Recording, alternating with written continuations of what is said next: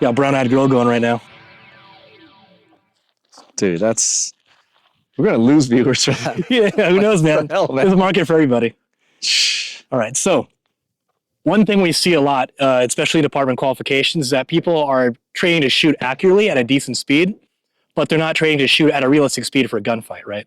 So what that means is they're shooting at a decent, okay pace, and the hits are good, which we enjoy, right? Because we definitely want to practice marksmanship before speed, but they're never actually practicing at a realistic speed for, at a gunfight, you're dumping rounds, right? So do you want to demonstrate what a department qualification might Yeah, look and like? we've shot a bunch of different ones throughout the country, right? And I like to just look online to see what other agencies are doing as far as their qual, right? But like for the agency I work for, a lot of the qual is 2 shots on target, and it is pretty controlled. It's not slow by any means, right? But it's not super fast, and it's definitely not as fast as you would be shooting if you got into an OIS or officer involved shooting, right? So most of the time, the targets will face, and then we come up and do 2 rounds, and it'll probably be at this pace.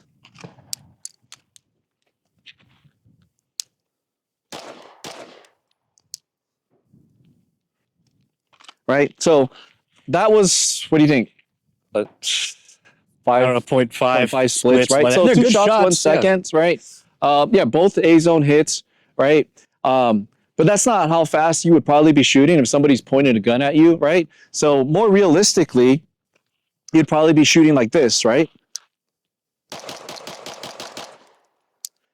So that's more realistic with what we're seeing when officers are getting involved in shootings, right?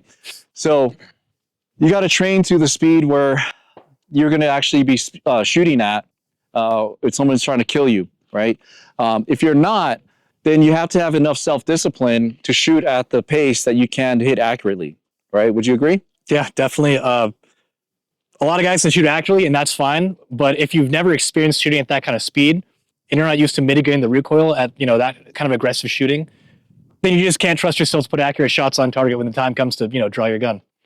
Right. And so we see that a lot. Officers aren't used to shooting at that speed, and now their instincts kind of kicking in, but they haven't trained for that. Another thing that would affect that is their grip and their fundamentals, right? So in your mind, you're thinking shoot, shoot, shoot, shoot, but the way they're handling the gun, maybe their grip, stance, and everything, it doesn't allow for that speed and accuracy. Yeah, using these time standards to kind of gauge what an effective shooter is definitely a good tool to be used by departments, but it doesn't replace actually doing like cadence drills and training for shooting at different speeds, right? So we're doing that. We'll start shooting at a slower speed to kind of work our way up to whatever we consider pushing ourselves, and then dial it back and work on getting accurate at that speed. Definitely. And then, reassessing from there and trying to keep pushing that mark.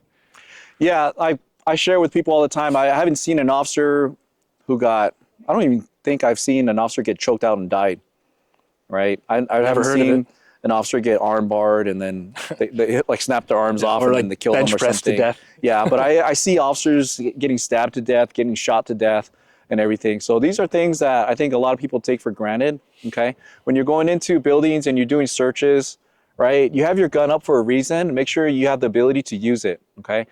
Whatever you intend to do, your physical abilities have to match. Well said. What I do. That was all A zone hits. Yeah, good Proud shots. of me? I'm very proud of you. What were those splits? Probably like 0.2s. Sure. I would say. Whatever you want, man. Whatever makes you happy. Yeah.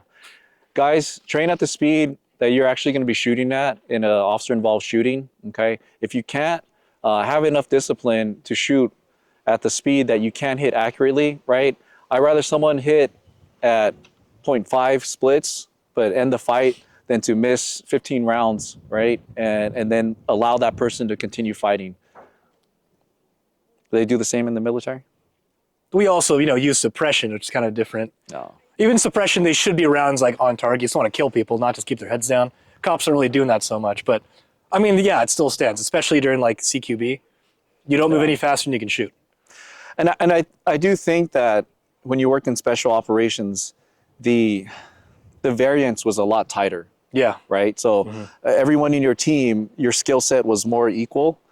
With law enforcement, I mean, you have such a wide spectrum.